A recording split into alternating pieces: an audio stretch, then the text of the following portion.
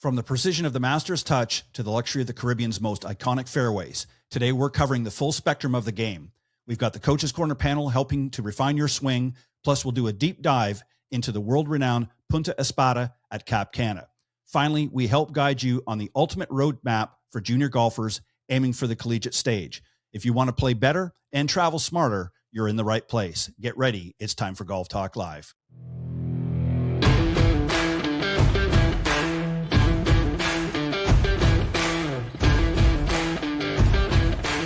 The following broadcast is brought to you by the iGolf Sports Network. Golf Talk Live is sponsored by the iGolf Sports Network and Golf Tips Magazine. Here's Andrew to tell you more about our sponsors.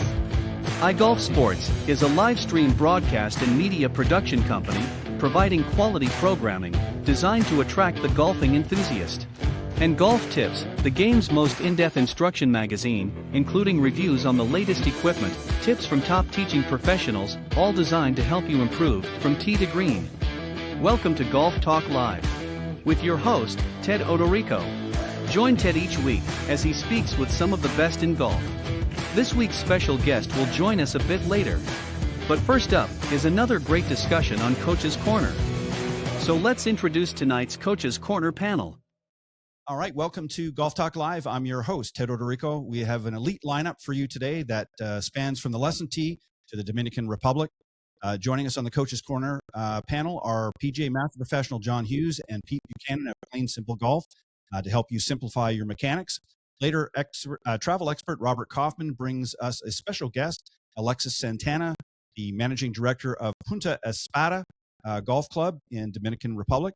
And then finally, we talked to Jeff Ensiek, the Managing Director with College Golf Experience, and how they are changing the game for young athletes.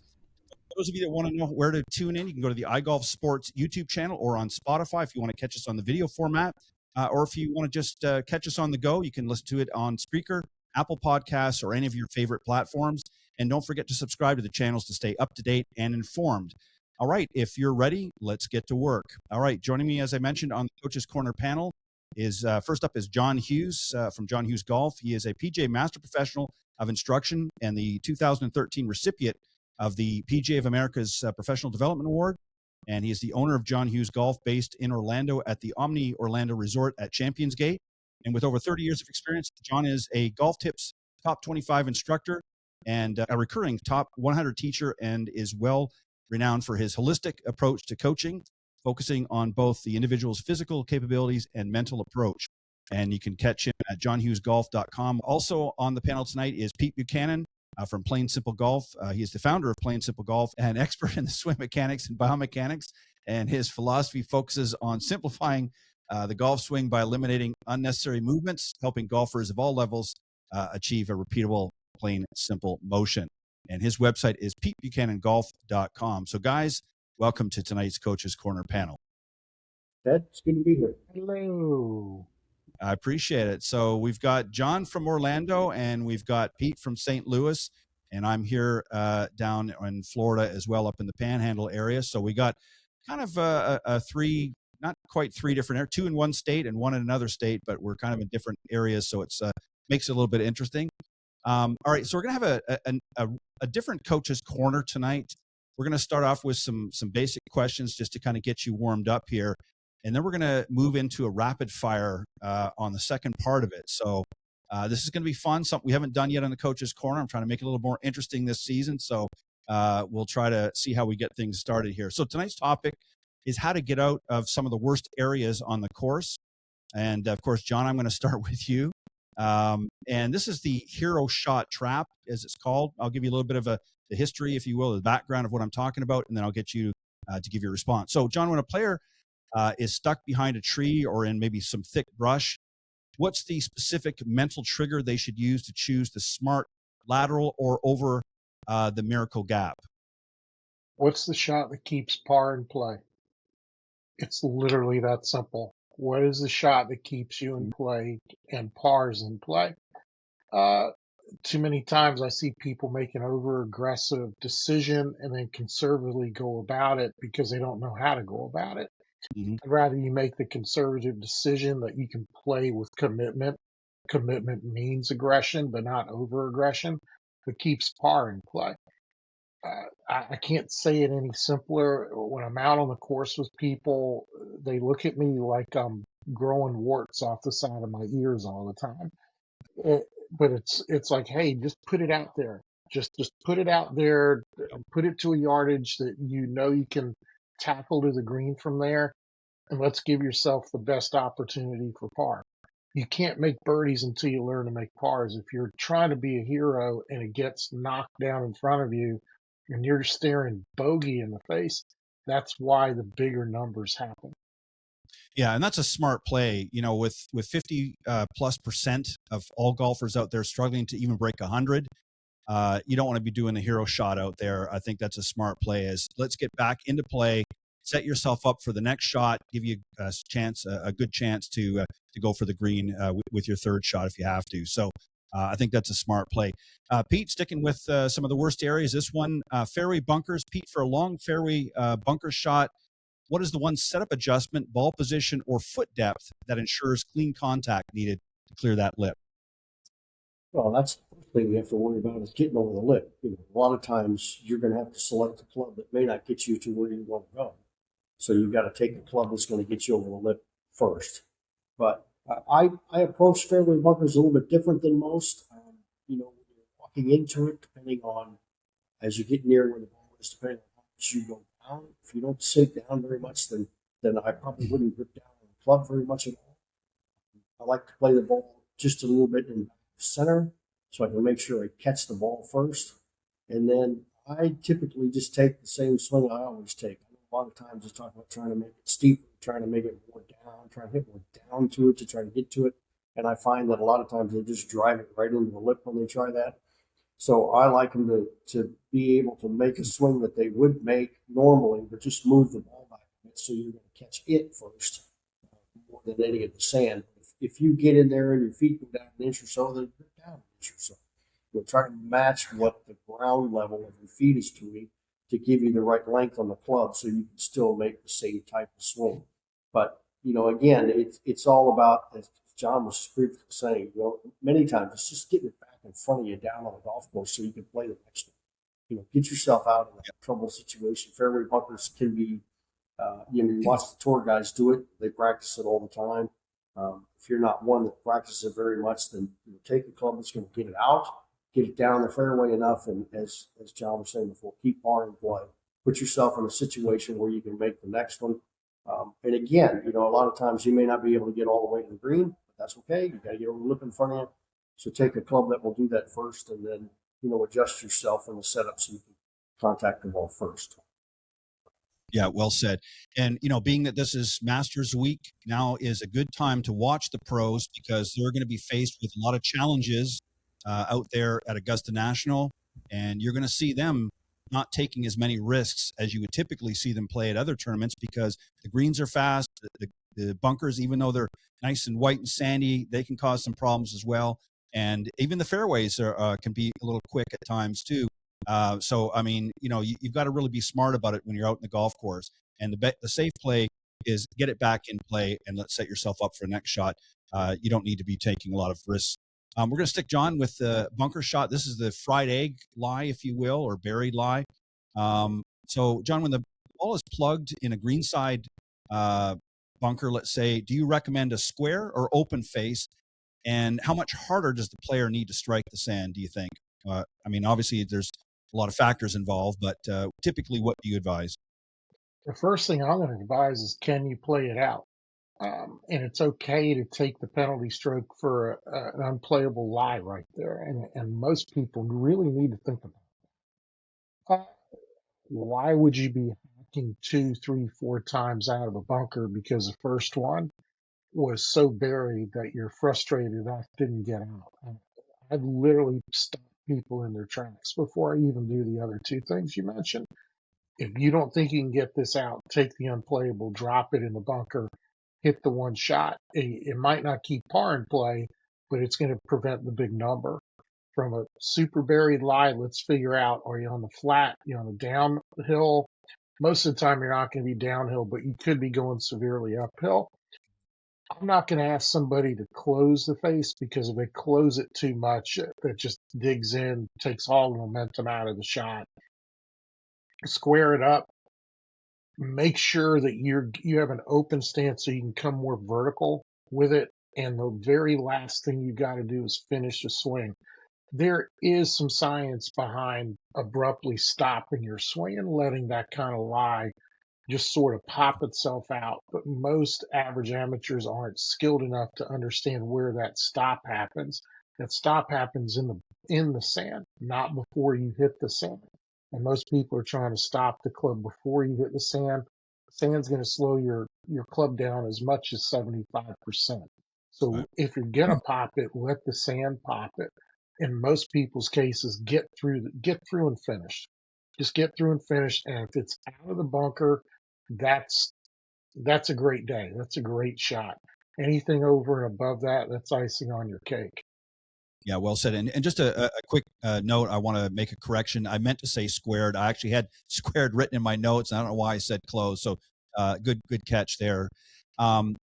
So Pete, I want to come back to you on this one. And this one, we're going to talk about a severe downhill lie. Pete, when the ball is well below your feet or certainly on a steep downslope, how does the golfer adjust the swing plane to avoid the common thin or sculled shots, or what other adjustments will they need to consider? Well, if you're just on downhill, you have to set yourself parallel to the slope like you would, any right angles to the slope, I should say, like you would when you're standing on a level ground. You want to get yourself to be on the same angle the slope is. That way you can, make a swing that's going to be comparable to when you were standing on a level ground. You have to understand that it's going to go lower, so you're probably going to have to take more loft. You may not carry it all the way to where you're trying to get to. I would say when you're on the downhill, you should probably make the swing a little bit slower than you normally would, so you can make some contact. But I would say get yourself at right angles to the hill, maybe play the ball back a ball or two just to make sure you can get it. And then, when you're on the downhill, you want to make sure you finish. You got to get through the shot on the forward side. A lot of times they'll make the backswing, then they'll hang back and, just send it right into the hillside. So you want to make sure you swing it up the slope and then down the slope, chase after it and turn all the way through and finish on the forward side when you're on that downhill lot. And when it's below your feet, that's a tough one. You've got to get yourself probably a little bit more bent over in the posture, so a little bit more forward from the waist to get down to where the ball sits. That's going to create a swing. Typically, that's going to be a little bit more upright. The more upright swing you're going to make, the more open the face is probably going to get, the more right the ball is going to go. So you're going to have to adjust for that. You also want to make sure you don't go in there with too little loft. Make sure you have some loft that you can deal with to get the ball up in the air and get it to go somewhere. And again, the ball below your feet when you're taking a full swing, you just want to get it in play, get it down there somewhere where you can deal with it again. It's a tough one. It's got to have a more vertical swing. It's got to be more up and down so you can get down to where the ball sits. Again, that's going to tend for most people to make the face open up a bit. Unless you're somebody who hooks it, that may straighten you out. You might want to stay there for a while because it will fix your swing. But anytime you're on a ball below your feet, you just have to bend forward, get down to where the ball is, and make the swing a little bit up. Well said. There's really, I think, the sort of common theme that I hear from both of you, and I think this is something that we've talked about many, many times, is you really have to do sort of a quick assessment of the situation, because there's really no sort of standard shot, if you will. I mean, it's very seldom you're ever going to find a standard shot when you're out in the golf course. And if you are, count your blessings, because it's about one in a million that you're going to get that. And so, I mean, you really have to assess the situation, and there's a lot of variables that could be factored in there as well. And I realize that. So, a lot of the advice that we give here in the Coach's Corner is sort of based off of a standard shot, if you will. But again, this is where coming to a coach like yourselves and myself, where you're going to be dial in on a little specifics when it becomes necessary. But great answers so far. All right. So, John, this is one here that we don't really talk about a lot, and this one's sort of under the branches. So you've hit maybe an errant tee shot. You're in the woods a little bit, and your really only option is to hit below the canopy, as they say. You've got some low hanging branches, so you're looking to kind of hit that sort of a low punch, maybe a stinger under that canopy. what I'm looking for here is talk about as far as adjustments with your hands and weight. Should we be moving them in one way or the other in order to accommodate that type of a shot? Give us the scoop. Well, we don't talk about it a lot because there's a lot hidden behind trees we don't want to talk about, and particularly that kind of shot. Um, the when it, I always tell people, what's your standard setup and how are you going to alter off of that? And you can use that theory almost anywhere with any of these shots that you're talking about. With that one, we're trying to keep it lower. It's okay to use a lot more club with less loft. That's going to help you right away. If you're very uncomfortable moving ball position, whether it's weight distribution, the vision's off, or whatever, you can put the ball middle of your stance, use a 4-iron, use a hybrid, and make more of a very large putting stroke. And let's just hit it out there and get it back in play. You're looking for something that's going to advance. Now we have to talk about some other clubs. We do have to talk about some variables off your standard setup, such as a ball a little bit further back than normal in the middle, off middle rather, I should say. Yes, some weight forward, which is artificially going to press those hands and that handle forward because we're trying to de-loft the golf club. I think the biggest mistake most people do is they try to adjust their swing, not their setup. And when they're adjusting their swing, just like the bunker answer I gave previously, you're trying to slow that swing down, and that's not what you're trying to do. Can you set up to make a punch shot, a 9-3 shot is what I call it. And when you can have that 9-3 shot, ball just back of middle, weight forward, it's going to come out a lot lower. It's all a matter of where you're going to direct it as to how far it's going to go. Yeah, well said. And again, there's a lot of variables, and we understand that here on the Coach's Corner panel. And I think that really what we want to do is just to give people a sort of a general guide, if you will, and talking about some of the things that we talk about here, just to give them a starting point. And then obviously, hopefully we get a little further conversation at some point when they contact us. And I think that this is really a lot of golfers. I see people all the time talking online in different groups and things like that, and they're asking, it seems very simple questions like what we're talking about here tonight, but you'd be surprised at how many people haven't got a clue. Even been playing golf for years, they still don't know what to do, and they're struggling in that. So this is really the purpose of these panel discussions. It's just to give people an option to kind of have a starting point, and then if they want to develop a conversation, they can reach out to their local pro, or they can even reach out to us. We're happy to bring those questions and raise them again on future panel discussions. So this one, Pete, I want to throw at you, and this is sort of that deep greenside rough. We see that sometimes it even looks like a bunker. When the ball is sitting at the bottom of the cabbage, as they say, how do you prevent that grass from closing the club face at impact? What do you need to do here? Well, that's a tough one. You've got to get the club face more open to begin with, so that if there's any closing at all, you still have some loft to deal with. And I would always say, anytime you're down in something, you need more pitch, and you're going to have a club that has more loft on it. You're going to have to open it up more, and you're going to have a swing that's going to go more up and down to get down to where the ball sits. It's going to be kind of a messy impact because you're going to be tracking a lot of grass, and the ball's probably going to come out dead and run. But that's just the way it is. Get some loft in your hands. I don't think you necessarily have to play the ball too far back, but I do think you have to get the club to swing a little bit more up and down. Got to get your hands and arms to get the club moving more abruptly up and down to get down to where the grass sits. But get some loft in your hand. Maybe set it a little open to begin with. So that you can try to slide through as much of the grass as you can and prevent the club from closing too much and leaving you a foot in front of you from where you just were. Again, start with some loft, open it up, and just try to advance it out of that deep stuff. And if you can get it on the green, what a bonus that is. But, you're just trying to get it out of that deep stuff and move yourself forward.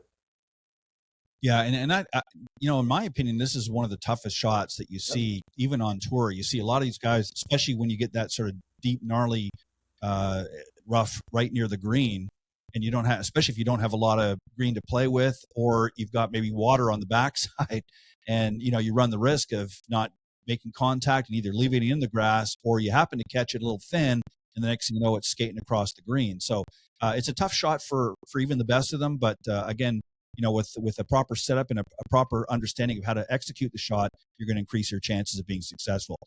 John, this is the last one of the regular question. Then we're going to get into our rapid fire discussion. I call this one the divot from hell.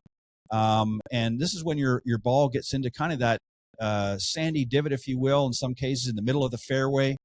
What do we got to do here? What adjustments do we need to kind of get this one airborne? Because a lot of people miss the boat on this one as well. So you hit your ball, nice tee shot, and you find yourself in somebody else's divot that they didn't repair. What do you got to do to get yourself advanced forward here? Number one, it's not your fault. I see so many people get so bent out of shape over hitting that good drive as you described, and then they're up there and they just can't get over the fact they're in a divot. And that is probably more than half the battle, because they cannot just let the emotions go and then start problem solving. And similar to what Pete just said, you need a little bit more verticality in your swing here, getting a little closer, because the ball's below your feet. If it's in a divot, it's below your feet.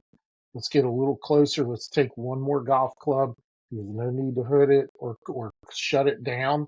Let's just get more vertical. And when I tell people, when your ball is in a perilous position, you're in trouble, automatic is ball middle of your stance. And in this case, that's going to create a more vertical swing no matter what club you have in your hand.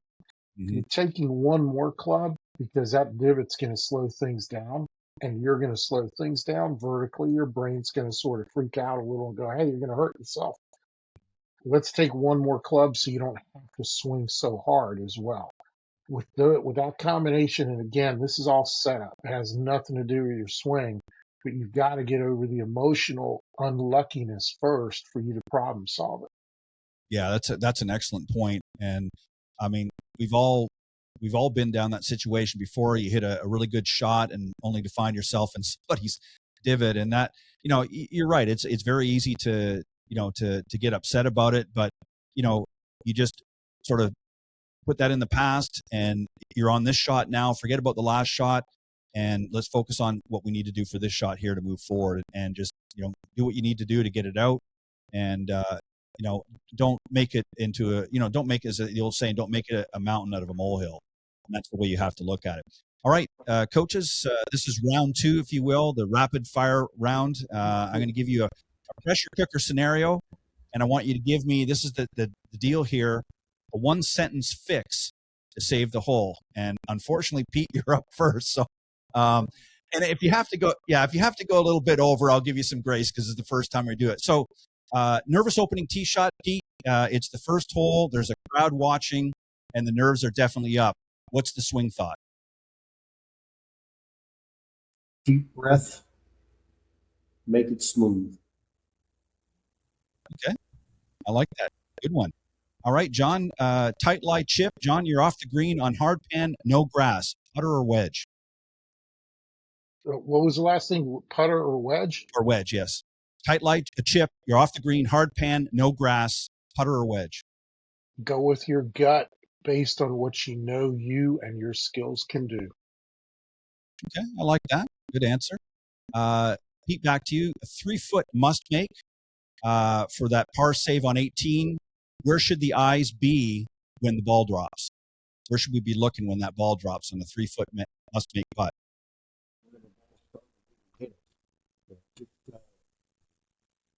No sneak peek. No to LTSM. Look too soon to see the miss. Right. I'm with the drug company right now trying to figure that one out. Yeah. Right. Good one. All right, John, back to you. That high lip bunker, the sand is soft and the wall is 5 feet high. We're probably playing over in Scotland. Where do you strike the sand? Based on the bounce of your club, anywhere between a 1/2 inch to 1.5 inches, and make sure you swing through. Okay, I like that. That's a good one as well. A windy tee ball. So the wind is howling in your face. Do you swing harder or tee it lower? Or both? Lower, swing it shorter. Okay. A little more abbreviated swing, but yes. Tee the ball lower. Okay. I like that. This one I call a toe hang putt. So, John, you're standing over a 20-footer that breaks hard left to right. Where's your target, the hole or a spot on the green? Spot on the green. Okay. I like that one as well. And Pete, last one for you. After work swing. Pete, you haven't hit a ball in a week and you're headed straight to the first tee. What's the one stretch to find your plane?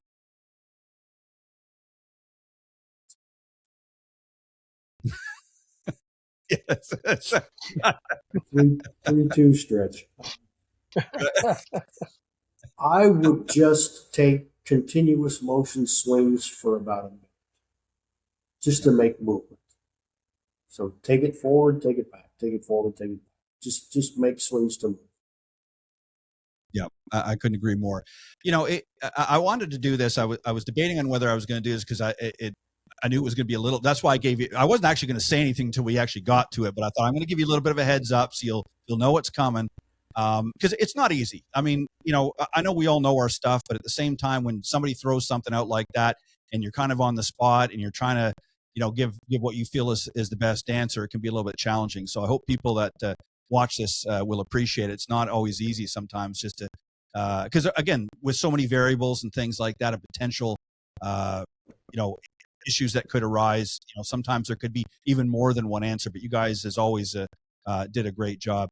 I want to take a few more minutes here before we get ready to wrap up. We're going to wrap up a few minutes early tonight, if that's okay on this discussion. But I'm going to go to you, John, and then back to Pete. What has been, as you look back over your time as an instructor, you know, / coach, what has been some of the biggest challenges that you have personally found, not with your own abilities or things like that, but with working with students? Is it a lack of commitment on their part at times? Is it an unwillingness to, you know, for them to try, you know, things that you've recommended? You know, what is in your mind, what has been some of the biggest hurdles and challenges that you've been faced with as a golf instructor? I'm going to take a note out of Coach Holtz. Rest his soul. He was very influential in me at 9 years old. Before I was ever a golfer, I knew him at North Carolina State, and one of his resounding themes, goals, things he lived by was, let's not criticize the performer, let's criticize the performance. And going on that and trying to answer the question as simply as I can. Simple is the word. I see too many people trying to overcomplicate this game. Yeah. And when we as coaches are trying to help them simplify it, they will look us in the eye and say, it can't be that simple. It can be if you allow it to be. But when you're making it complicated and you're not understanding Newtonian physics, for every action there's an equal and opposite, and all you're ever doing is reacting off of the opposite, you're making things complicated. Yeah. I think sometimes keeping things simple, the old KISS analogy, keep it simple, stupid, I think is the best thing going. And it applies not just to golf, but it applies to so many other things. I think people make this game a lot harder than it needs to be. It's already hard enough. We all get that. We realize it can be challenging. There's a lot of variables that can then pop up, as we've talked about many times. But I think a lot of people make it more difficult than need be. I think just keeping it simple sometimes is the best recipe, if you will. Pete, what about you? What has given you some of the, you know, as John put it, given you a cause to, you know, knock a few backs sometimes after work, besides just being tired? No, for me, it's twofold. I think number one is in my own instruction, you know, I spent a lot of time trying to figure out how to make this club swing, and then there's a lot of influence out there, and trying not to let too much of that sneak into what I already know, and not letting that move me off of what I know will really help the people to get better at what they're doing. There's a lot of influence. I work with a lot of tour guys that want to, you know, change what I'm trying to do because they heard X, and X do it. I'm saying, listen, you know, I understand that. But it's always simplifying the answer back to them to get them back into understanding where we're trying to go. And I think from a student perspective, I think the biggest thing is is really the challenge is to get them to understand exactly what we're trying to get them to, and get them over the, I guess you would call it the anxiety or the fear of making the change. Sometimes these changes take time. You have to have courage to make the changes, and you have to have patience to allow the time for those changes to take effect. And I guess first and foremost, you have to be willing to make the changes. But I think in that regard, it's really getting, really down to earth with each person that you're working with and tell them, look, this is what we're gonna do. This is how we're gonna do it. I want to make sure you understand where we're going and the time and effort it's going to take to get us to where we're going to go. And I think if you can be upfront with them, I think they'll have a little bit better understanding of making those changes, and they'll be more willing to take the time to let them get into it. Yeah, well said, both of you. I think one of the challenges that I have found over the years is the unwillingness to step out of the box a little bit. And what I mean by that is a lot of people get set in their ways, especially golfers that have been playing for a little while. They have a routine that they do, and they're very shy when it comes to making changes, even if it's for their own betterment. Now, some will try it, but if it doesn't get instant results, then they're right back at it. And I think it makes it very challenging as a coach to work with somebody that's unwilling to you sometimes take a little bit of a risk, and they get into their comfort zone, if you will. And I understand that. I get that we're all sort of creatures of comfort at times. We have our favorite maybe shows, or we have a favorite cocktail that we might like, and sometimes we're a little bit afraid to experiment. And I think it's I think you have to be, as you put it, Pete, and John, you've put it as well. I think you have to be willing to be receptive to change when it's necessary. But more importantly, you have to put it into practice. You can't just say, well, okay, yeah, I'd like to do that, try it once, and then give up. There's a reason why you have to work through the process. And sometimes change takes a little bit longer, especially if it's a monumental change.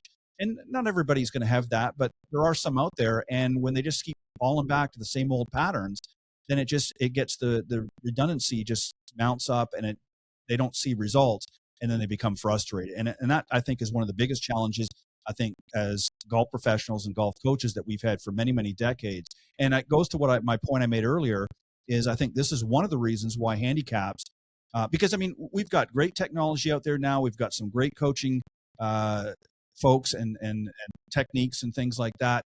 But gosh, it takes two. You can't just expect the coach to work miracles if you're not willing to bring your best efforts to the lesson tee as well. So it's one of those things that I think it's like I hate to use this analogy, but it's like a marriage. It's like bring a couple together. You each bring your strengths and whatnot to the situation, but you also have to be willing to compromise and make adjustments and adapt. And when you've got one sort of bringing everything to the table and the other one's not, then you find yourself in a situation where it's not going to work. But very quickly, guys, if John, I'll go back to you. If you want to let the folks know the best way they can reach you, if they want to do so, where can they get a hold of you, and if they want to start that conversation? Well, first and foremost, Ted, thanks for the opportunity. It's a monthly ritual for me the past few years, and it's always an opportunity to share. It's always an opportunity to make Pete laugh and smile too, which I enjoy. Thank you, Pete, for being there. Ted, you talked about this instant golf improvement. You were just talking about it. Everybody's looking for that instant. And this was written out of frustration because you're looking for so much instant, yet you're not doing the things that you were saying and that people were saying and I was saying. So instantgolfimprovement.com. If you buy a book there, I will sign it. I will send it to you. I've got one going out tonight. You can reach me at John at John Hughes Golf. There you go. Ted's got it. John at johnhughesgolf.com.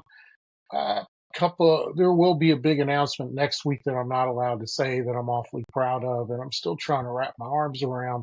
But the other thing I want to talk about is visiting Omni Homestead up in Hot Springs, Virginia, America's oldest resort. I'll be up there May 25th through June 15th and do have some spots available for you to come see me up there.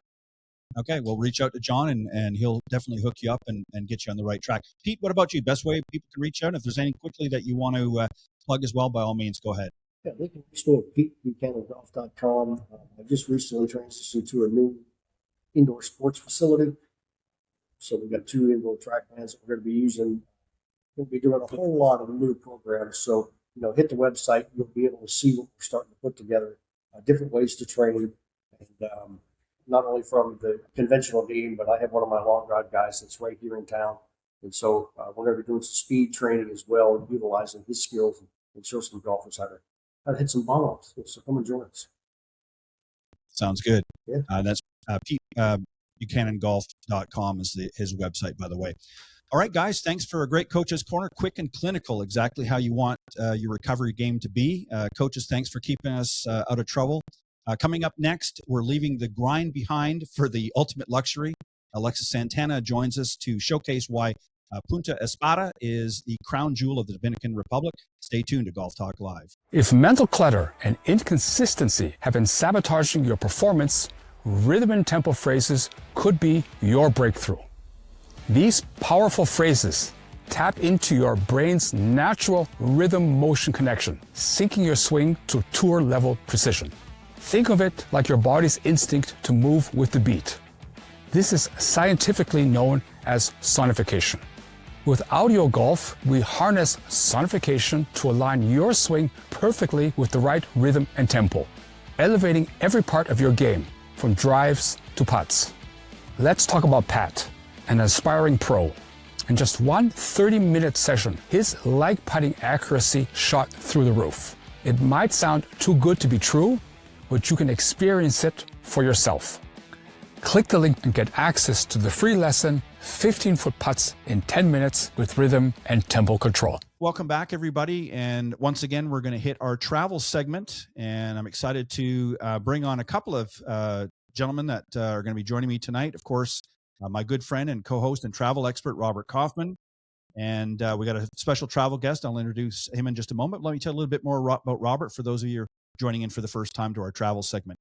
Robert is an award-winning golf photojournalist and travel writer. He has spent decades documenting the world's most beautiful courses. His work has appeared in Golf Digest, Golf Magazine, Links, and Golf Tips Magazine. And as a global traveler, he brings an unparalleled eye for the aesthetics and logistics of a perfect golf trip. And if you want to find more of his work, you can see him on his website at pictureperfect.com. And joining us tonight as our special travel guest is Alexis Santana, and he is the managing director of Punta Espada Golf Club at Cap Cana. He's a seasoned leader in luxury hospitality and oversees the #1 ranked course in the Caribbean and Mexico, ensuring a world-class experience at the heart of the Dominican Republic's most prestigious development. So, guys, welcome to this week's travel segment. Thank you, Ted. Thank you, Ted. Yeah, it's great to be here. Always love hearing that intro about me. Yeah, nothing like a good ego boost to get going. No. All right. Well, listen, I'm excited. But it's always followed up by a good guest. What's that? Right. That's right. I say I'm excited to hear about this particular resort and area down there. So what I'm going to do is, as I always do in this segment, Robert, I'm going to pass the baton, as it were, the mic in this case, to you. And I know you've got some questions lined up for Alexis. And Alexis, I'm going to sit by and just enjoy the conversation, and then I'll come in at the end and wrap things up. Perfect. Thank Excellent. you. Alexis, it's great to finally meet you, see you face to face. I got to tell you that that was my first visit to the Dominican Republic. I'm based here on the West Coast, so it's a bit of a distance for me to get to. But that was my first time in the Dominican, and let alone any island in the Caribbean. So, needless to say, with my first golf experience in that part of the world, being at Punta Espada, it set the bar pretty high. So, I don't know where else there is to go. Well, So I mean, I've played plenty of seaside courses here in the States, international destinations.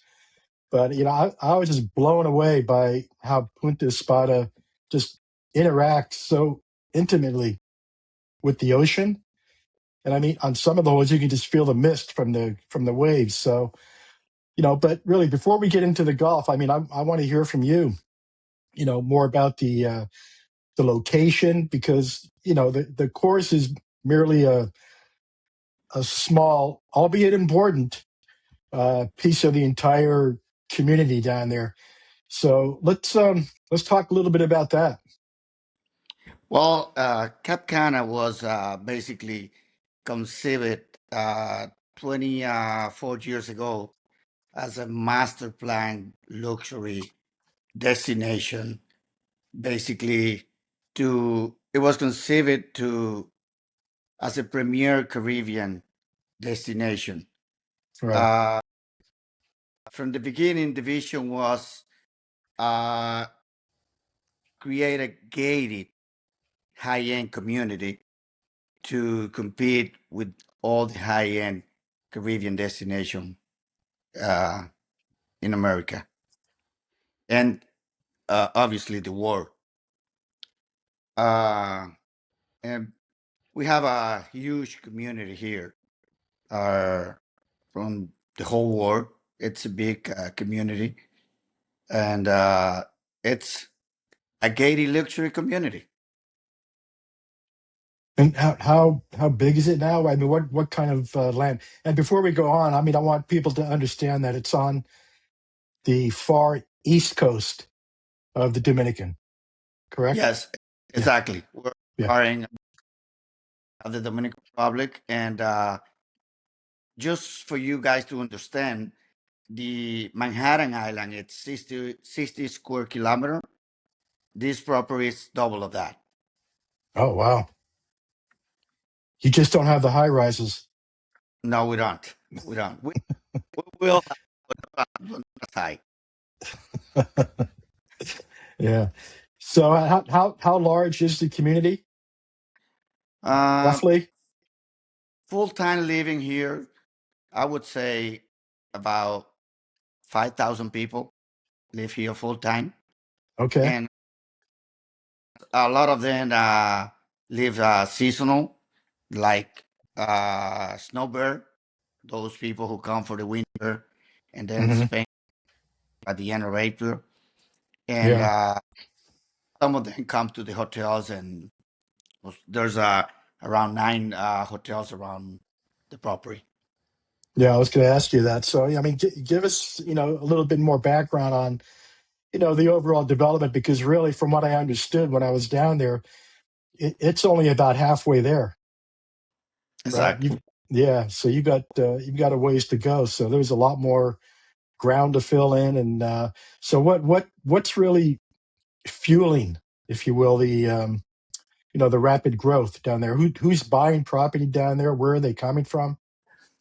Well, to put it in perspective, the 35-40% of the property has been developed already between hotels, private houses, condominium, and I would say majority of our public it's from the U.S., North Okay. America, basically, Right. Canada and U.S.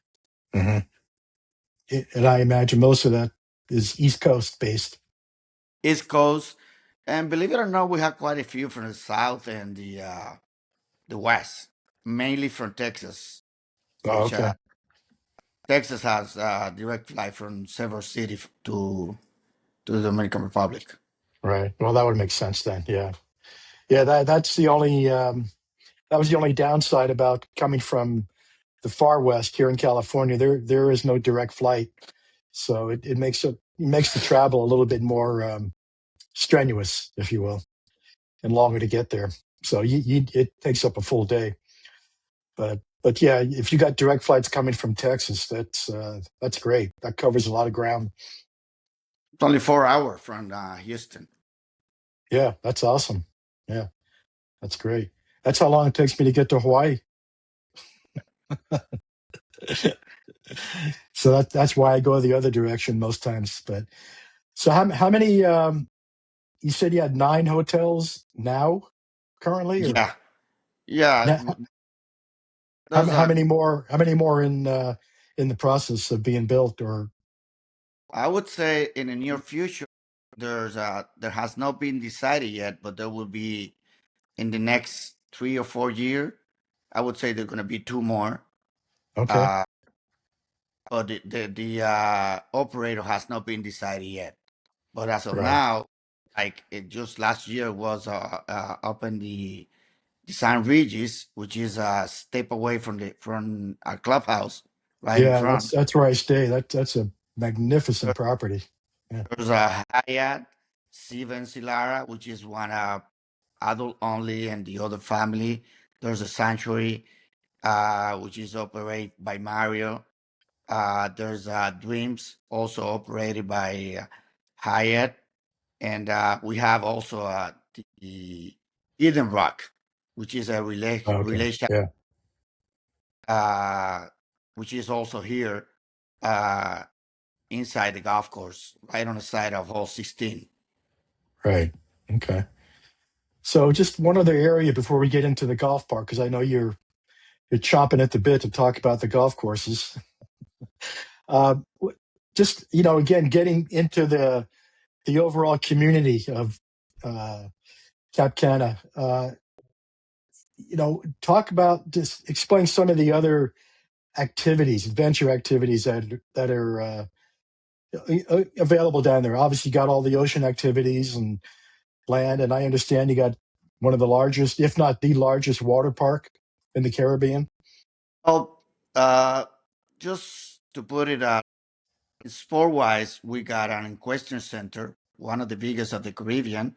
We also have the biggest inland marina in the Caribbean. And also, we have Eco Adventure Park, skate Right. park. We have Dorado Park, which is a water park that was opened just like a couple years ago.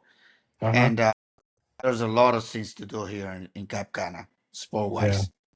So once you pass through that gate, you're captive. There, you'll never be at a loss for something to do. Well, this is a community created like a city, destination city. In order, when you're here, you don't have to go anywhere else. Right. You've got all the infrastructure already set, and First class, stores, first supermarkets, class, medical, everything. everything, everything. Wow. Wow. Okay. Golf. So we got the primary one, Punta Espada. It's been there for what, 20 years now? I think you're This is actually the 20th nine. anniversary of the golf course this year. Okay. All right. So, oh yeah, you opened in 2006, and then you've got a second one coming. Las Iguanas was due to open all 18 holes the end of the year. Uh, so they're both Nicholas signature design courses. Okay. So with him having done both, I know Las Iguanas is, you only got 9 holes now. It's not really fair to compare. But what do you anticipate in terms of, what golfers can expect? Going there for the first time, when the course is fully open, they're going to have a choice of two different Nicklaus courses that I would presume are going to be vastly, not maybe not vastly, but they'll have a lot of differences between the two. So talk about that. Let's talk about the Punta Espada course, what that one's all about, and then let's get into the Las Iguanas. What's coming? Well, talking about Punta Espada, it's Punta Espada is recognized among the world as one Yeah. of the top in the world by Golf Digest. It's actually number 41 on the Wow. world. And basically, what we're trying to accomplish with La Iguana, it's converting Punta Espada on a more exclusive golf course, and then destinate La Iguana to more of a resort course. Punta Espada. Excuse me. I'm Uh, sorry. I'm sorry, I Couldn't hear. lost you on that last part. Talking about Punta Espada. You said it's Well, more of a resort type course. no, no, no. I was saying like La Ciguana will be more of a resort type Oh, course. okay. Okay. I missed that. Punta Okay. Espada, more exclusive model. Punta Espada, it's rare to find a golf course with 8 holes that play on top of the Caribbean Ocean, and it's an scenario on every hole you go. Oh, yeah. No, like I said earlier when we first started talking, I mean, I don't think I've ever played a course where there are that many holes. I mean, you're literally right there on the edge of the ocean, and it does affect the play with those winds coming in and the waves crashing over the cliffs there and the rocks right up against the fairway. So it's quite a sight, and it does have quite an effect on the way you play. So what's the best approach in terms of playing that course for anyone going there for the first time or someone that's played it multiple times? What in your I, mind is the best approach to play that?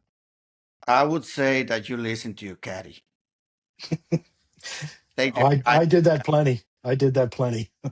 That's the best advice I give to any player playing Punta Espada, and stay away from the waist area. That's it. That's it. That's all you got to do. That Oh, keep your ball in the fairway. sounds pretty simple. Yes. And what's going to be the game at Las Iguanas?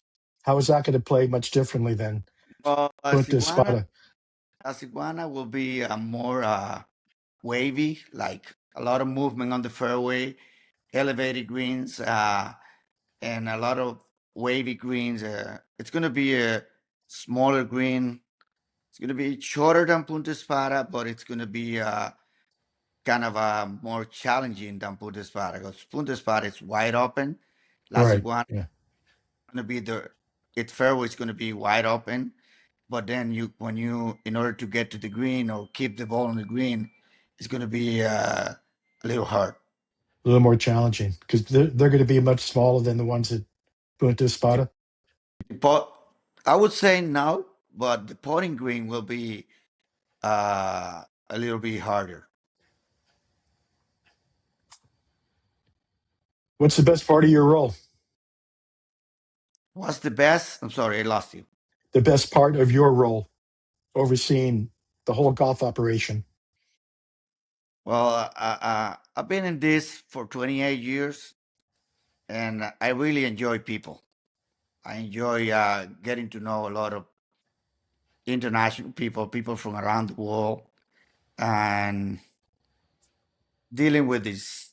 I mean, we have a Dominican Republic. It's a very special place. Our people, it's even they're struggling. They're always with a smile on their face, and I like dealing with our people and dealing with all the international people that I get along with on a daily basis. Right. And I have to ask, what's the most challenging part that you have to encounter every day? Uh, Pace of play. That makes sense. Pace of play. It's one of the challenging part. It's the Yeah. stone I choose. Yeah. Well, Well, that's basically, Punta Espada, everybody wanna go play, take a lot of pictures because right. everything, Right. and Right. that made it a little bit slower. But Well, there are a lot of distractions out there. we deal. Yeah. Well, like you mentioned earlier, listening to your caddies, they really help move things along pretty good, and they get to understand your game like any good caddy would pretty quickly. And of course, they know every blade of grass out there and where to hit the ball. So yeah, they become a very integral part of the play out on the course.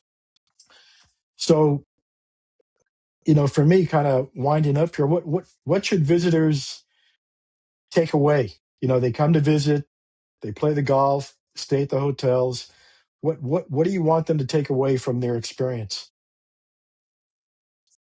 The service,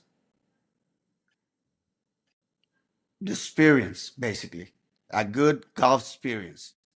Golf courses, there's a lot around the world. What Right. makes it's the experience that every guest or every member gets on the golf course. And that's our priority. That's a good priority. That's good. Because without service, they ain't coming back. It's just a beautiful golf course, and that's it. No, it's gorgeous. And luckily it's all year round. Is there a time where you have to shut down or at all, or it's every day of the year that you're operating? We close the golf course at the beginning of June for maintenance procedure Okay. for Okay. 3, and we reopen, and then right before the fall, we close again for 1 week. So basically, we close a month a year. Okay. All right. And when is Las Iguanas due to open? Because I was out there, I played the 9 holes, but when is the rest of the course expected? We're working pretty hard to have it open the whole golf course by the end of November. Okay. So we expect to have the whole golf course. There's only 6 remaining holes to be built. There's 12 holes already built. 1, 2, Okay. and 3 finished, and you played 10 to 18. And we're working hard to finish the rest of the course. Right. Now, are these courses only available to members and people staying at the hotels?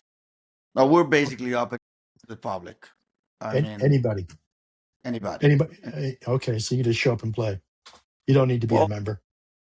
I mean, no, you got to get a tee time, but you got to get a tea time. Basically, at Punta Espada, we do have members and public place. We have around 200 members at Punta Espada. Basically, as I said in the beginning, they're snowbird. They come for the yeah. winter, then they left. And in the summer, there's still the local members that live full time here, and they spend here the whole year, and they play in the summer. And we'll basically open the whole year to the public. All right. Okay. All right. Hey, Ted, have you ever been down to Dominican? I have never been down, but I was looking on the website a little bit earlier, and I got to tell you, there's some beautiful holes on there. I'll tell you, the golf alone would keep me there for about 2 months. Come visit us. I just might take you up on that. So I have really 2 things I want to ask you. One is related to golf, and then the other one is more of sort of the local flair or cuisines and things like that. So let's go to the golf for a second, real quick. I'm assuming you have some sort of a academy or like a golf academy or something there. I'm sure because you have memberships. Is it available to guests that are coming to visit if they want to tune up their game a little bit before they tackle the golf course? Do you have some instructors on hand, on staff that can help them maybe with last minute adjustments to their game? Yeah, we do have a couple of instructors here in the club, Mhm. and they do give lessons for. It's not kind of a golf academy. Right. It's book your lessons and Sure. take a lesson. So you have a practice facility in that obviously people can warm up, and if they want to get a little fine tuning on their game, you've got some pros on hand that can help them with that. I think one of the things that makes for a good vacation, a good adventure is, especially when you have the opportunity to go all over the world, you want to kind of feel like you're getting a little bit of the local flair. What is it that the resort offers? I mean, you have multiple hotels, and they have, I'm sure, have restaurants, many of them inside and that. But do you have anything on site that kind of encapsulates the sort of the Dominican Republic local flair, like local cuisines, that thing? Are you providing some of that just to give people an example of some of the things that they can taste or try that maybe they don't get back at home? Do you have that available as well for somebody who's never been? Basically, most of our restaurants around the city, they do have Dominican food, Mhm. which they order from the menu, and there's more than 100 Oh, beds or F&B inside the property. So, okay. and even in the clubhouse, we have three restaurants, well, three venues, a restaurant, a 19th hole, and then snack bar. Okay. And in any three of them, you can get Dominican food. That it's even in their menu. Okay, so they do have something locally, and then you have obviously within the main area in the Dominican Republic, there's a lot of restaurant choice if they want to go and have something there. Because when you're traveling like that, you don't want to just get the same old stuff that you get somewhere back here. You want to have something a little bit different that makes it a much more enjoyable vacation, I think. But the property's beautiful. I know that the website that I was on was Punta Espada golf.com, and that's PUNTA golf.com. That's Punta Espada golf.com. I'm assuming that's your main website. Is that correct? Yes, correct. Okay. So we'll give that again a little bit later on the broadcast, but a beautiful place for those of you that want to take a different vacation, something a little bit with some beautiful golf holes. And even if you don't play golf, there's lots of things, as Alexis has pointed out in the conversation, that you can go and do there. So you definitely want to book your trip. And what's the best time of year to come down there? Like weather-wise, what would you say would be the best time if somebody wants to come down to get the overall best experience? Well, Ted, this is the Caribbean. It can rain. It's good to come to Dominican Republic. That's And right. more. I got it. Well, guys, I want to thank you for a great discussion tonight on tonight's travel segment. And again, if you go to the Punta Espada golf.com website, you can check all of the information out there, exactly what we're talking about. And I definitely suggest you guys book a trip for those of you that are interested in something a little bit different. But sorry, go ahead, Alexis. You can also go to capcana.com, and there you're going to find anything from the whole city. Okay, capcana.com. Exactly. Yeah. Okay. So we got two websites. Okay, sounds good. All right, coming up next, we're talking about the future of the game. And if you have a junior golfer at home dreaming of the next level, you won't want to miss our featured guest, Jeff Hensiek, on how to bridge the gap to college golf. We'll be right back.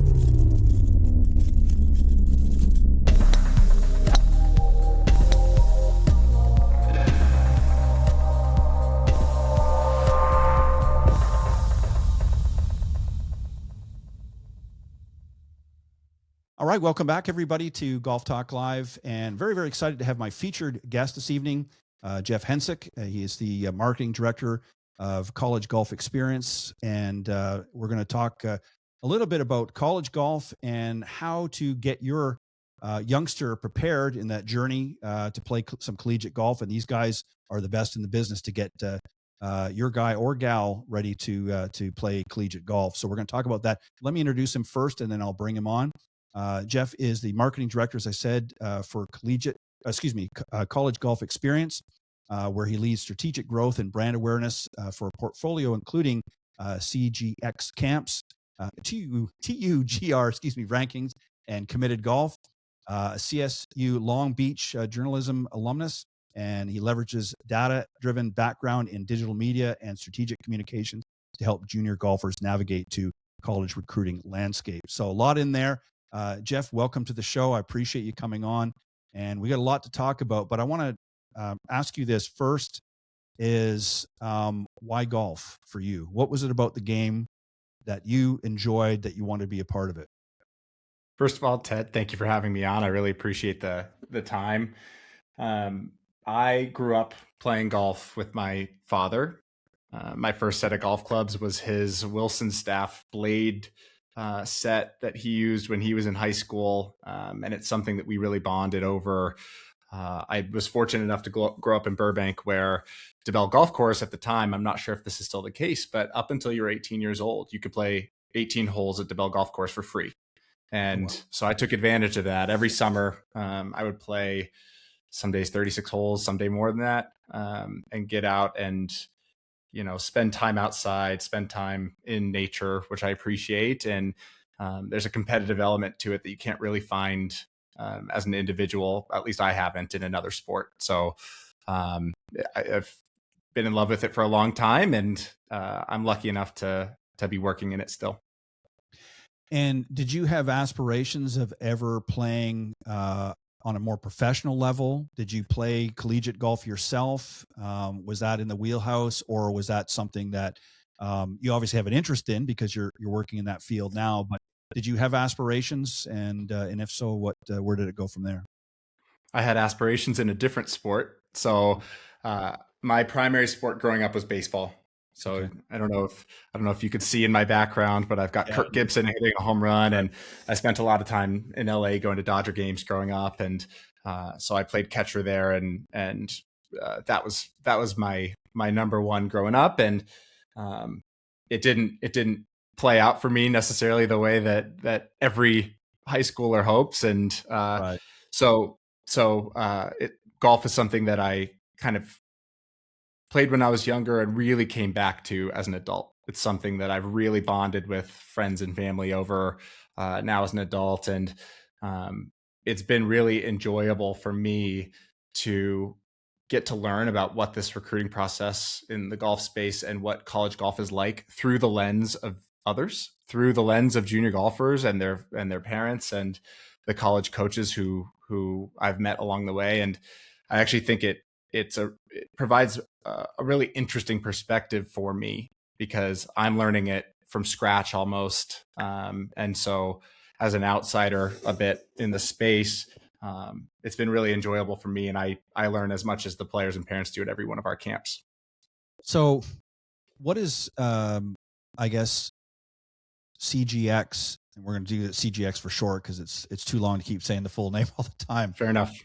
How has the growth been over the last several years since its inception? So obviously you've seen some momentum. I know I've had Joshua's, we talked about off air on the show. And of course he's the CEO and founder, and I've had him on many, many times. And this was something that I remember a few years ago that he talked to me about and said that this was something that he was going to do.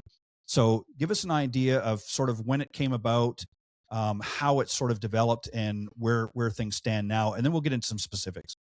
Sure. The quick background story is that in 2021, the Golf Coaches Association of America came to Josh, our CEO, and asked if he would build a camp platform connecting college coaches and junior golf families. I know that he did a lot of research when that ask came through, and what really stood out to him were two main things. One was the depth of junior golf. Since 2019, the game at the junior level has grown by more than 40%. Wow. I believe it's the fastest growing sport for at least the junior space in the United States. And the second one, which he realized should have been obvious in hindsight, was that this platform exists in every other sport. It showcase camps, IDs, combines, they existed in basketball and football and soccer, and they just didn't exist in golf in that way. And so for parents and players, the access wasn't there to get in front of college coaches before that June 15th content deadline.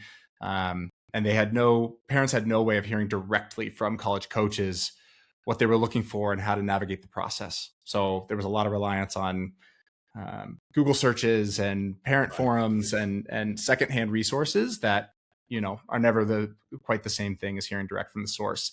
So through CGX, Josh set out to change that. So in 2021, CGX ran a handful of camps, maybe 4 or 5 events. And this year we plan on running 150 camps in 26 states and 3 countries. Wow. We've served, we've served over 5,000 players in that time, and we've worked with more than 400 college coaches. So the growth has been tremendous over the years. So it brings me to this question then, because you mentioned just a moment ago that there really wasn't a platform for a lot of parents, particularly, and even for the juniors themselves, unlike in other sports where there is that sort of, springboard, if you will, to get into the collegiate game. So you guys have obviously been a big impact then in the sport. So what has been some of the families, how has it impacted them? And what has been some of the feedback that you've been getting from the families and even from some of the junior golfers now that you guys are there for them, helping them sort of make those decisions and guide them along? Sure. When I think about our product and what we are hoping to accomplish, I'm hoping that players can improve their game, that parents feel more confident and have some clarity in the recruiting process, and that ultimately players end up finding their spot on a college golf team. And that's really what it's all about. At the end of the day, I would love to see a parent attend a camp, feel more confident in the process. You improved your game, you upped your Tugger ranking, which we'll talk about later. And then find your fit, whether that's at D1, D2, D3, NAI, or JUCO. The results are that 60% of our families come back to camps as their priorities shift. Maybe they started looking at a D1 program and now they're exploring something more academic, or they realized that maybe a better balance, college life balance was more suited for them. And so the feedback's been tremendous. We hear from parents. One of my favorite things I hear from parents are when we run a camp with college coaches that represent multiple levels. So we'll have a panel of coaches talking about what it's like to play college golf, and we'll have a high-level D1 coach sitting next to a D3 coach, and that D1 coach is talking about how amazing the D3 experience is, and maybe they played D3 themselves. And parents will reach out to us after and say, thank you so much for having that opportunity for my son or daughter to hear that D1's not the only way, and that it's not a bad thing to explore your options and see what else is out there. So, the education on that is such a valuable thing for families to understand what's out there and, again, ultimately find their fit. You raise a really interesting point, because again, not everybody is going to make it to D1. The standards are pretty high, and there's nothing wrong with D2 and D3. So there's a lot of other options, as you said, and I want to talk about the camps a little bit, because for people that don't understand what actually goes on, you're not just out there. I want people not to misunderstand what goes on. You're not just I'm saying, I don't mean you personally, but the kids that are participating in these camps, they're not just out hitting golf balls. There's other things. So give us an idea. Walk us through a little bit what actually goes on at one of these camps. Yeah, sure. So we run 4 camp types.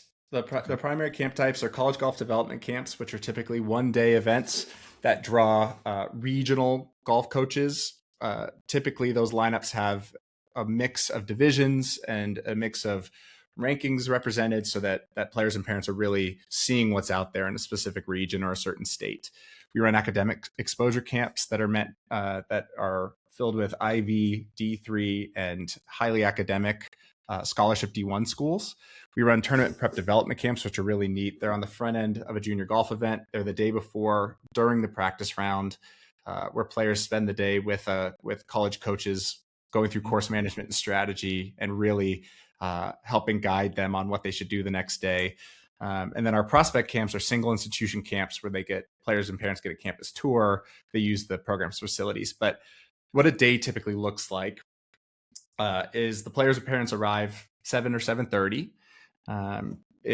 They get introduced to the college coaches and go through a college golf seminar, which is a great icebreaker. It humanizes the coaches, and it gives players and parents the opportunity to see what college golf is like. They hear about what it's like to play in a tournament, be in the van for 7 hours, what time management is expected of players, and what that jump is going to be like to maybe make it a little less jarring for a player to go from living at home with mom and dad to now I live on the other side of the country and I'm building my own schedule and have to do my own laundry. And so they learn a lot about that there.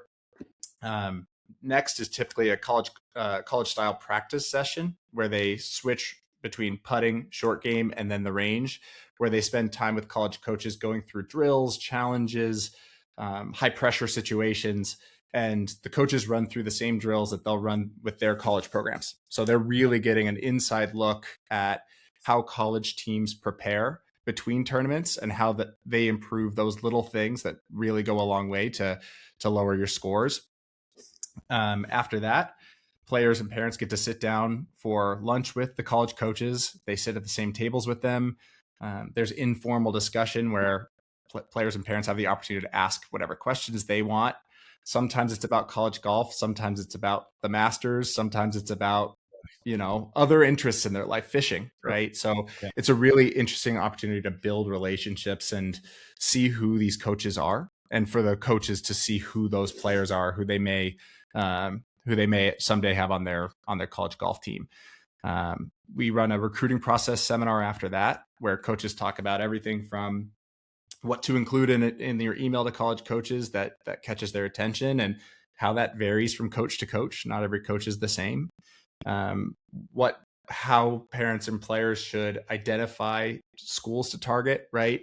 It's not all about the brand, but sometimes it's about making sure you're comfortable, knowing where you want to live, knowing where you want to spend 4 years, knowing what the scores are, the expectations are for players. And so the parents and players leave that seminar, and I often hear that that part alone would have made the day worth it, because they get so much information directly from college coaches. All of these rumors or hearsay or secondhand information that they've heard in the past is now gone, and they know exactly what the college coaches want to know. And then after that is 18 holes with on-course instruction, going through a full golf course with college coaches by their side, talking through course management, talking through strategy, talking through how they would approach a hole. And it's a really great opportunity for a player who normally has a college coach on the sideline at a tournament, watching them from afar, to have them right there and sharing their thoughts with how they think about the game. Instant feedback, right? Yeah. And for the coaches, similarly, they get to hear how that player thinks through it, right? And so it's a really great opportunity for both player and coach to see how that player operates, to see how that coach operates, because everyone works their best with different coaching styles, right? It's about finding what works for you, and I think that's a real great opportunity to see that. I want to clear something up for the listeners out there, because I know there's going to be some parents that are tuning in, and maybe even some junior golfers. And there's been this long sort of misconception between coaches and players, where everybody thinks that what the coaches, especially in today's more modern game, that purely all they're looking for is the top players. You've got to have the lowest scores, and that's certainly important. Don't get me wrong. You've got to be a good player. But I think, and correct me if I'm wrong, because you've had a lot of experience speaking with coaches, they're also looking for good attitude out there. Obviously, academics come into it. They don't want some kid that's failing all the time either. But they're looking for a positive attitude and somebody that they can work with. Because if you come in and you maybe you're a little bit more of an A-type personality, you got a little bit of a chip on your shoulder, that's a harder junior golfer to work with. And because it's not just all about you. You're not an individual there. You're playing as part of a team. So walk us through that a little bit, because I think that's important, because we see and hear a lot of this, and I know you guys have experienced it, where you get a lot of what we call helicopter parents. And they think they've got to push this, little Johnny to be the best out there. And yeah, you certainly want to encourage them. But the coaches, even at the D1 level, are not just looking for just the best scores out there. They're looking for a little different package as well. Give us an idea of what they're actually looking for, because I think parents need to have a better understanding, as well as the junior golfers. Yeah. rankings and scores matter, right? Sure. They always will. It's a competitive game, and they all matter. But I hear from coaches, we hear from coaches over and over and over that that's a starting point, and that's not the end all be all. Your ranking is not everything you are, and while they may find you or look in that direction, that's not. There's so much more to it, right? To your point. And one of the reasons that I love that parents attend our events along with the player, and it's important to note that the parents are with the player throughout the event. So from the seminars, parents are encouraged to ask their own questions, and they are closely observing as the players are going through their practice sessions. And one thing that we hear over and over from coaches that they are looking for is how players are treating their parents, because they know that the way they treat their parents is the way that they're going to be treated when that young man or young woman walks in their door. And so it's amazing how important of an element those interpersonal relationships and how you carry yourself. Another thing we hear over, and I don't think there's been a seminar that I have conducted where I haven't heard a coach say at a tournament, I would much rather see your worst shot than your best shot, because I want to see what you do right after that. Are you going to hang your head? Are you going to be down on yourself? Are you going to yell at your parents? Are you going to throw equipment, right? Or are you going to bounce back and hit the best shot you can and lift your head, keep your head high, and know that golf is a very difficult game, even at the highest levels. Professional golfers shoot bad shots, right? And so I know that college coaches really like to see that. And I'm sure throughout this conversation, I've already said it several times, but what we talk about is really finding your fit in the game. And when I say fit, that's not just score, that's not just skill, that is how well will you get along with this coach or these people who you're going to spend, again, 4 years with in small vans and for hours and hours on end. How are you going to get along and carry yourself and represent the brand that's on your shirt and your hat when you're traveling the country and meeting other people? So yeah, it's a hugely important thing. And we hear the same things over and over from coaches as they come through. Well, and that's why I wanted to point that out, because, I certainly, I guarantee I haven't spoken to as many college coaches as you guys have, but I've spoken to a few over the years as a golf professional myself. And, I hear the same thing is, they get a player out there, again, as you pointed out, hits a great shot. Well, that's fine and dandy, but what happens when you hit a bad shot? What happens to the emotions then? Are they getting angry? Are they snapping at everybody? Are they, distancing themselves? How do they handle themselves in the golf course? Because, certainly not all junior golfers, but a lot of them do have aspirations. Many of them do anyways, that at some point, once their collegiate career, they're thinking of maybe going pro. Well, you can't be out in the pros and you're whipping your clubs around, because I can guarantee the PGA or the LPGA Tour are going to be kicking you to the curb if you do that. You can't do that in front of millions of viewers. So, they're looking for those individuals that are certainly going to step up as far as rankings are concerned, but they want to see emotionally how they handle themselves as well, and how they interact with not just the coach, but with their fellow competitors. So that's definitely important. I know I botched this a little earlier, so I'm going to try and do it. I didn't know you referred to it as Tugger, but this is the Universal Junior Golf Ranking. So I apologize for trying to spell that one out. So you guys have brought that into the platform. What is Tugger, or the Universal Junior Golf Rankings, and how does it differ from some of the other ranking programs? Yeah, sure. So Tugger is the most accurate and predictive junior golf ranking system available. It was built on the understanding that other golf ranking systems have fundamental flaws and biases built in, and that there was a better way to do this. So this originally was formed, I believe, around the time when Live Golf split off, and the people who came up with the algorithm wanted to find a way to rank all of the professional golfers despite the fact that they weren't playing each other. And so they came up with this really advanced, incredible algorithm that goes beyond my head. If anyone wants to read all the stat methodology behind it, you can go to tugger.org/method. And it's really interesting to read through kind of how it all works. But so Tugger uses a strokes gained head-to-head algorithm where your score is measured against the competitors you played with on the same course, on the same day, in the same conditions. So there's no course rating adjustments, no arbitrary inputs, and no hidden assumptions, and no points. So one thing that I think is great, especially in the junior golf space, is that Tugger ranks more tournaments and more players than any other rankings platform.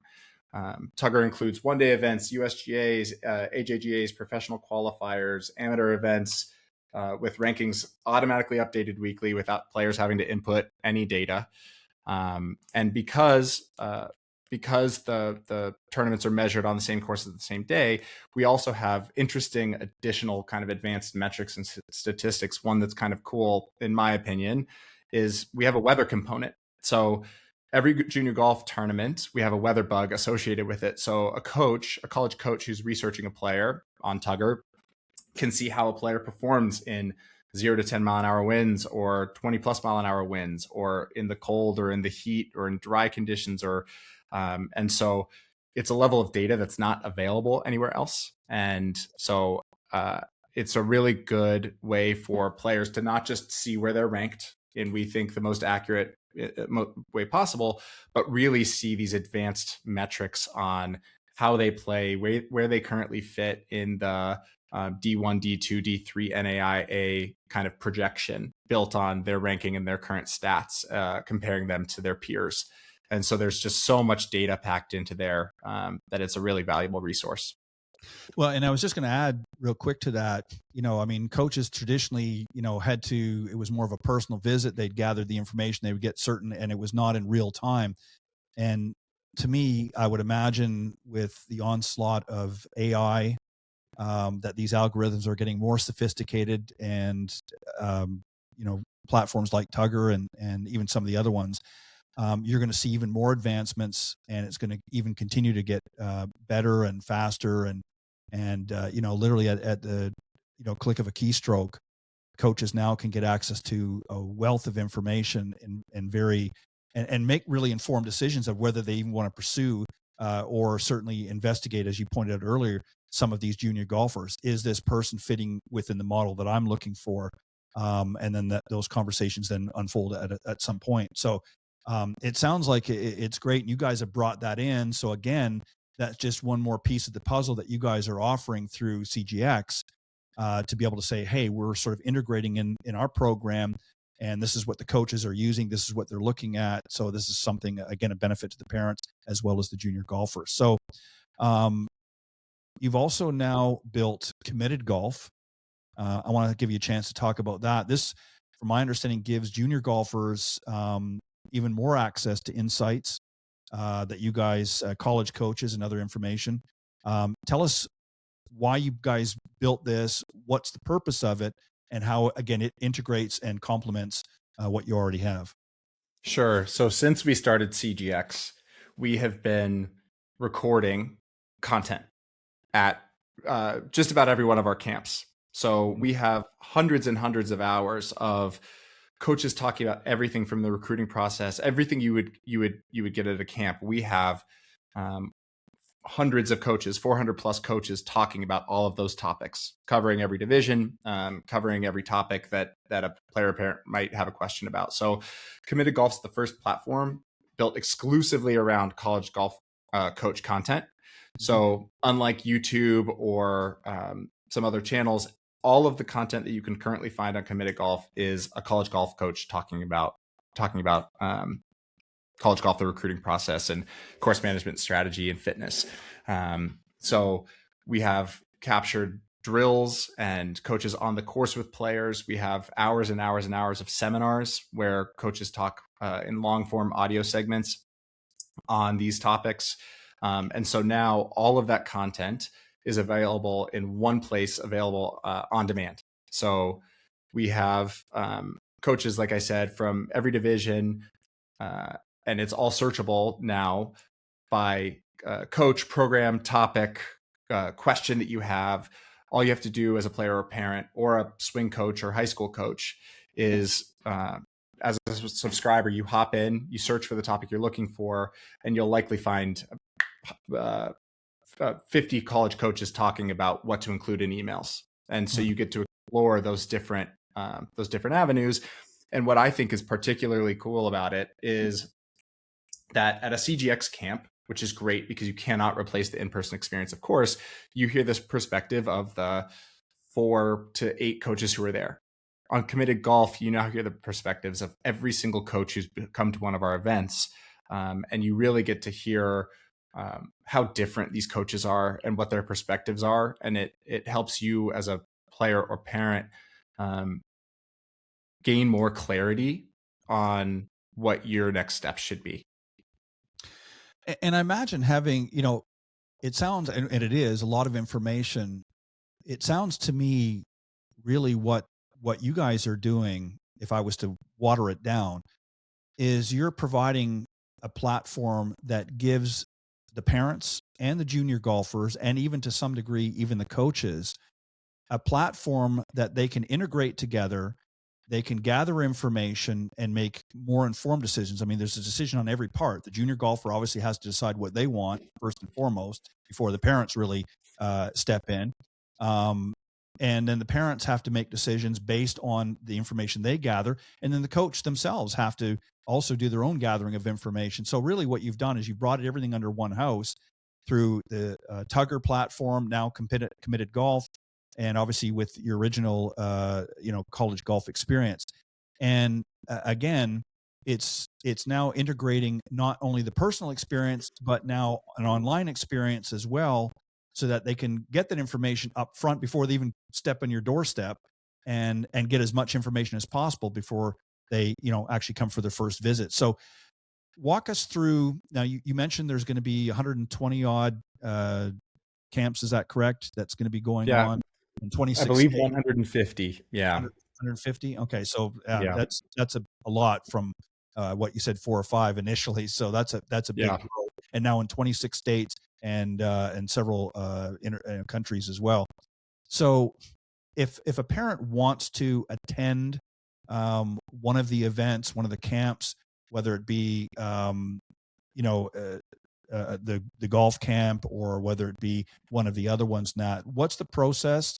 Give us a range or an idea of roughly what costs are involved, and give us, again, just repeat a little bit of the camps and how much time is involved in commitment to attend them, and how they can go about getting more information. Sure. So that's okay. That's okay. I'm ready. So on our website right now, so our website is collegegolfx.com. If you go to our camps page, collegegolfx.com/camps, you'll find that our summer schedule is coming online. We still have plenty of camps to go, you'll notice. But for example, we just launched a few new Ivy Golf Institute camps, which exclusively feature Ivy League coaches, which are a really incredible experience for the players who have come to those. I've been to a few, including one that was hosted at Princeton. We're doing another one of those in June. And it's just such an amazing thing to have that group with that background, with Princeton in the background at that golf course. So you can go to collegegolfx.com/camps, and you'll find all of the different camp types there. So I can quickly go through them to kind of give a sense of sure. Each, which is a prospect camp. There are 1 and 2 day prospect camps. Again, those involve a campus tour and use of that program's facilities. So it's a really great inside look at what that program is like, what campus life is like, what the players go through on a day-to-day basis. So again, those are 1 or 2 day events, about $350 to $400 per day. Okay. We have our college golf development camps, which are 1 day camps with about 8 coaches. Again, those are 1 day. So the time dedication is 7 a.m. until dinner, essentially. And those camps are anywhere from $550 to $600 about. Our academic exposure camps, those are D3 camps, which feature exclusively D3 coaches. We have academic exposure camps, which are a mix of D3, Ivy League, and high academic D1 programs. Those are typically 2-day events. They cost around $1,500. And then, like I mentioned, we have our Ivy Golf Institute camps, and those are also 2-day events, about $1,700. Right. So we've had players for many of those camps travel from all over the country. And so it's really exciting to see the players who come in and spend some time with the coaches that we assemble. Let me just ask you real quick. I mean, the day camps, obviously you're going to get, or the day experiences, I'm sure you're getting from all over the place, but you typically are probably going to get more a regional approach to that. I could be wrong. But when you've got your 2-day experiences and that, and people are coming in, do you have places locally as far as accommodations that you work with, partners that you work with to that can easily integrate? So if they want to come in, they're coming in, maybe you've got parents, you've got the kids, that sort of thing. There's accommodation partners that you guys are working with. Can you tell us a little bit about that, just for people that might have those? I know they can get all this information on the website, but I just want you to just give us just an overview. Yeah. Quick answer is yes, especially for our 2-day camps, we have hotel accommodations. We have hotel room blocks that we post on the website. You can book directly through us.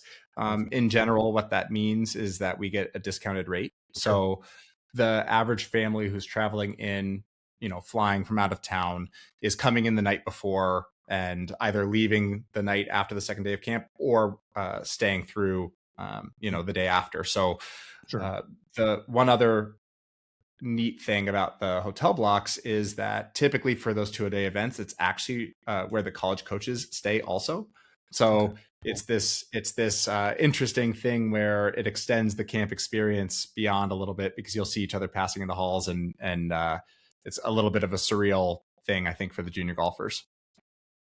Oh yeah. I mean, for sure. I mean, you couldn't ask for anything cooler for these youngsters to be able to come in and they've got aspirations, and they've, maybe some of them might even done a little of their own investigating and have a favorite coach that they know is going to be there. So they want to get some, time to chat with them a little bit. And that, I just wanted to really lay that out, because I think a lot of people, and as I said, I've talked to parents, I've talked to coaches in the past, and there really has not, you hit it right on the head in the very beginning of the conversation. There hasn't really been this type of programming for a long, long time in golf. As you mentioned, it's in many of the other major sports, but golf, for some reason, which I'm really surprised about. And kudos to Joshua and people within the golf industry that recognized what he was doing before, could be turned into something that could benefit the junior golf programs out there. That certainly a lot of programs were already existing, but it was a mishmash of what do we do, where do we go, and what. There was really not any sort of central focus point. And you guys have done a great job at CGX. And, I think that is a testament to all of the team, not just Joshua, of course. But so I want to give very quickly the websites for everybody. It's collegegolfx.com to find more about the college golf experience. Tugger, I'll get that right this time, is tugr.org, and all of the information there as you want to learn more about the ranking system. And then obviously Committed Golf is committedgolf.com as well. So any final thoughts that you want to share with the audience, and any closing statements that you want to make? Yeah, I think you said it well just now, right?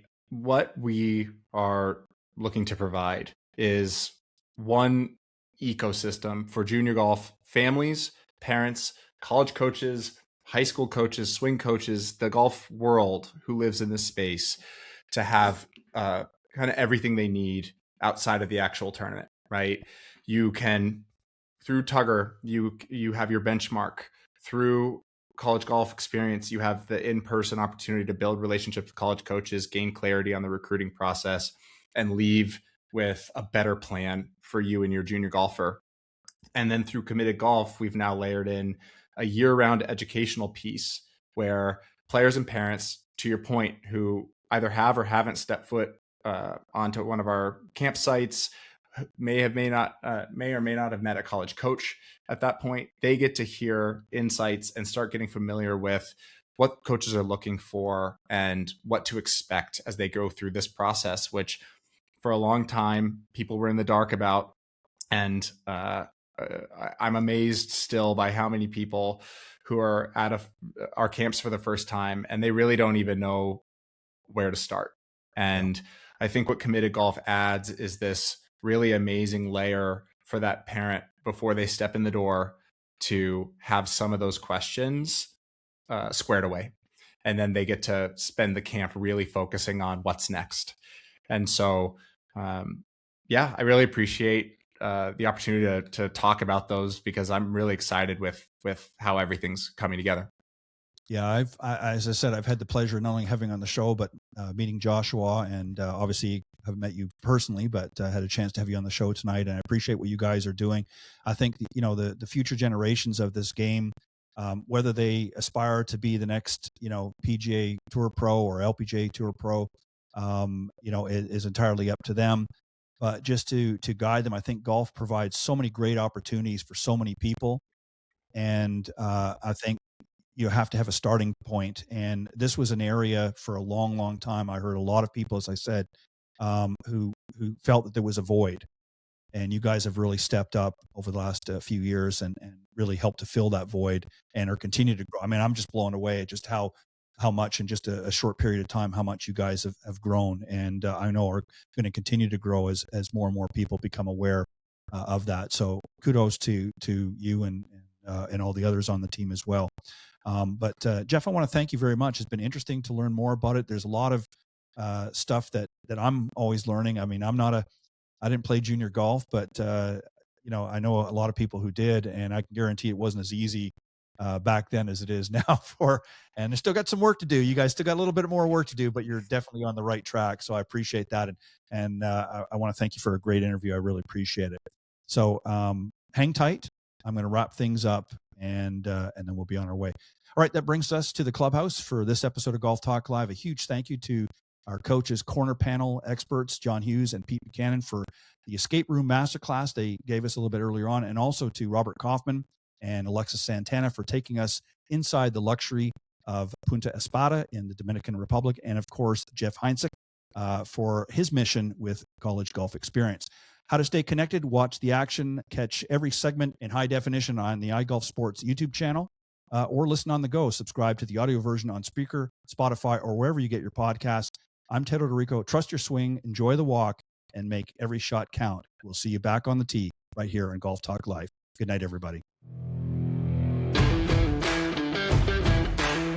Thanks for joining us. We hope you enjoyed this week's broadcast of Golf Talk Live. We'd like to thank this week's Coach's Corner panel, and a special thank you to tonight's guest. Remember to join Ted every Thursday from 6 to 8 p.m. Central on Golf Talk Live. And be sure to follow Ted on Facebook, Twitter, and Instagram. If you're interested in being a guest on Golf Talk Live, send Ted an email at ted.golftalklive@gmail.com. This has been a production of the iGolf Sports Network.